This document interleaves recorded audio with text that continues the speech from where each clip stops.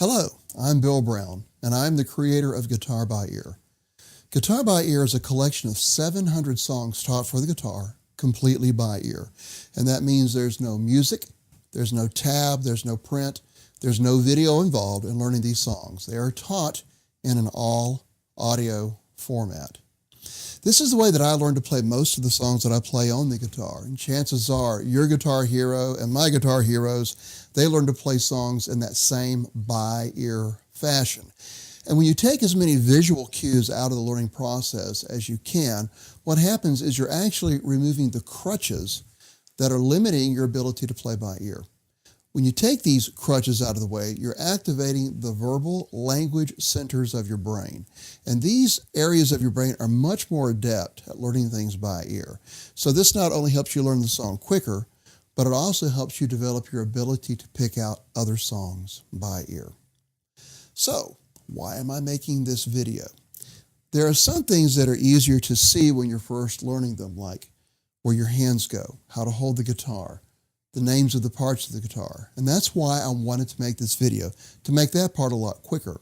But once you have these basics down, you do not need to see these again to start learning songs by ear. And especially to take advantage of the songs that I've taught, over 700 of them, that don't require you to use any video or print of any kind. You learn them all by ear. And once again, learning this way not only lets you learn the song faster and memorize it as you go, but it also develops your ability to learn other songs by ear. So, let's get started. Let's start with the names of the different parts of the guitar. This is what we call the head, and this is where the tuning knobs are. This part here is the neck, which makes sense because it looks like a neck. And this is the body of the guitar. On the guitar, we have 6 strings. And we number them from the floor up. So the thinnest string, which is closest to the floor, is considered to be the first string. The one above it is the second string. Then the third string. The fourth string. The fifth string. And then the sixth string. Now you'll notice on the neck that we have spaces. And these are created by what we call fret wires, which are these wires that run vertically. In between each of these, we create a space that we refer to as the fret. So the first fret would be between this plastic piece here at the top of the neck that we call the nut. Between the nut and the first fret wire, we call that the first fret.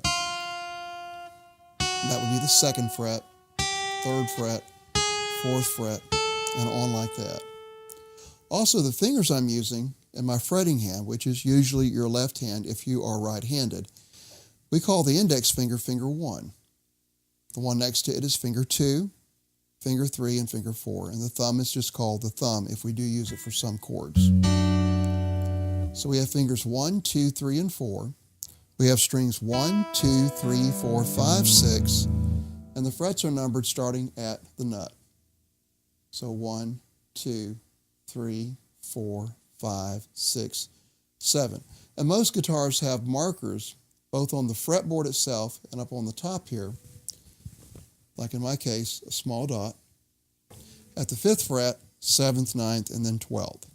Some will even have it at 3 and then 1, and those are more for like decoration. Really where you need the visual cues for 5, 7, 9, and 12. And then of course it repeats again at 15, 17, 19, and if you have more frets, 21. So it's a repeating pattern where these dots are placed based upon what the notes are that go with them, and we'll learn those separately. And at this end of the guitar, where the strings break over, we call this the bridge. And on an acoustic guitar, it will have a plastic inset as well that's called the saddle. Now let's talk about the tuning knobs real quick in case you ever need to call. Let me help you tune your guitar. If you have 3 on the side like this is, the knob closest to you on the top tunes the 6th string. The one next to it tunes the 5th. And the one next to it tunes the 4th string.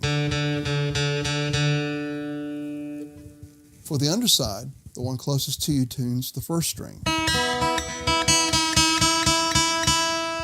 The one next to it tunes the 2nd string. And then the one next to it, which is furthest away from you, tunes the third string. So knowing which knob tunes which string will be helpful whenever you call if you need for me to help you tune your guitar. Now let's take a look at a couple of other techniques you'll probably need. When we talk about sliding up the neck, we talk about going from lower to higher. So if I'm holding down, let's say the first string, third fret with my third finger, and I slide it up to the 7th fret, then I'm basically moving it towards me. And a slide, by the way, is where you hit the string one time and move the finger without striking it again with your picking hand. And you can slide up, or you can slide down. Another technique we use a lot on the guitar is called the hammer-on. And that's when I hit a string and then hammer on a finger in my fretting hand without striking the string again with my pick or my picking hand.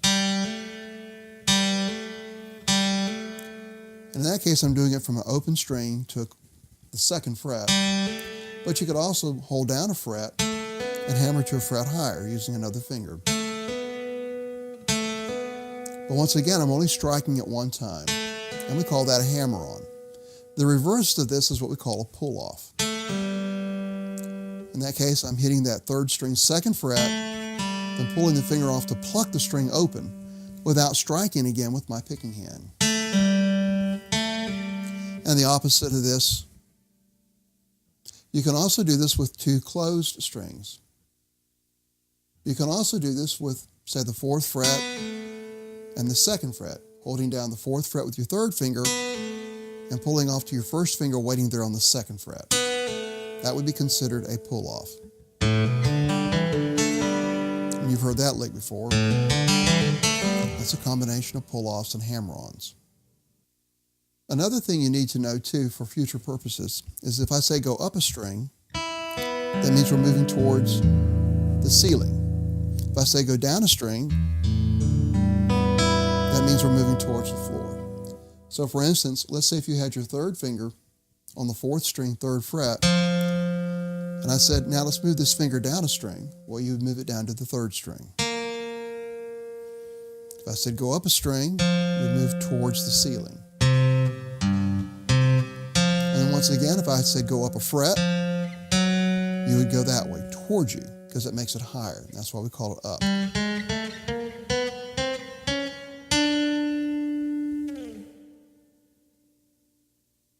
Now let's talk about how to hold your hands. In your fretting hand, when you first start, especially if you're playing just a regular acoustic guitar or a standard electric, I would go with whatever feels comfortable. My thumb works really well right here. What you don't want, though, is for your thumb to be down like this, where you can't even see it, and your palm up against the neck like that. That's not much use. That's a pretty comfortable grip right there. If you're playing a lot of bar chords, though, you'll find that it's easier to bend the wrist and bring the thumb down a little bit so that it's on the back of the neck. And that way you have a better reach with this hand. But for most playing, that's a good hand position right there. Now for this hand, if you're holding a pick, it's best to hold the pick with the thumb and the tip of the index finger like that. And that way it's more ergonomic for this hand. All the techniques you use will follow the natural movement of the arm and the wrist. If you try to hold your pick like this, then you're going to wind up with your arm stuck out in all kinds of weird positions. But this way, with the index and thumb, especially the tip of the index, holding the pick,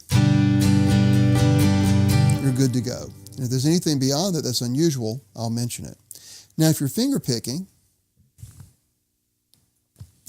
in the picking hand, we call the thumb, we call the index, we call the middle finger, the middle, the ring finger, and then the little finger, the little finger. And that's the best terminology we've come up with. Sometimes if you run across some of the classical terminology, they will call the thumb pulgar. This will be index, medulla or medulla, annular, and then culpa. And we'll refer to these just as thumb, index, middle, ring, and pinky finger whenever we're talking about them for finger picking. And speaking of finger picking, you can see the technique that I'm wanting to do with my hand. You don't want to do this. You don't want to do this. You don't want to do that. It's this. I should be able to look down and actually see through the gap between my thumb and index finger all 4 fingers. Not all of them, mind you, but at least parts of them. You want a nice little curve like that. And I use this side of the thumb. Try not to use the nail unless you want a real bright tone. Of course, you can use a thumb pick. Especially if we do any Chet Atkins type stuff, you'll want to get a thumb pick. But that's what you're looking for with this hand.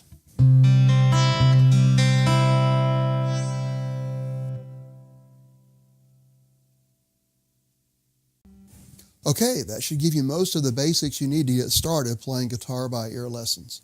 This is Bill Brown for Guitar by Ear. Keep picking, stay in touch, and God bless.